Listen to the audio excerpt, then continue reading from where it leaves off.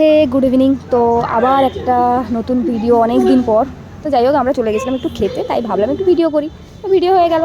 তারপর আমার বান্ধবী খাচ্ছিল বার্গারটা, মোটেই ওইভাবে খেতে পারছিল না। আমি বললাম একটু স্টাইল করে খা, একটু ভালো করে খা, যেরকম খাই ছিঁড়ে ছিঁড়ে খাস না। তো খেলো। তারপরে হঠাৎ করে মনে পড়ে গেল যে আমরা হেলথ কনসিয়াস, তো আমাদেরকে বাজারও করা উচিত। আমাদের ডিউটি করে আসার পর আমাদের জিমসের এই নেচার ভিউ যাকে বলে, ইভিনিং ভিউটাই সেই, তাই না বল? মানে এই একটু ডিউটি করে আসলাম, তারপর একটু ঘুরলাম।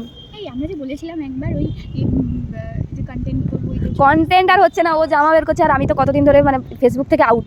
মানে আমাকে সবাই লিটারেলি ডেকে ডেকে বলছে, ভাই তুই মানে তোর হয়ে গেছে, শখ পূরণ হয়ে গেছে, কদিন করে হয়ে গেছে।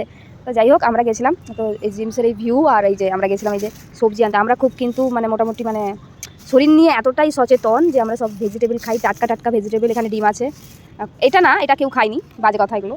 তারপর হচ্ছে এটা হচ্ছে কালকে মায়ের পুজো দেবো, তাই জন্য প্রসাদ আর নিয়ে এসেছি, আর এই যে সবজি টবজি নিয়ে এসেছি। আর কি, আর একটা জায়গায় গেছিলাম, সেটা আমি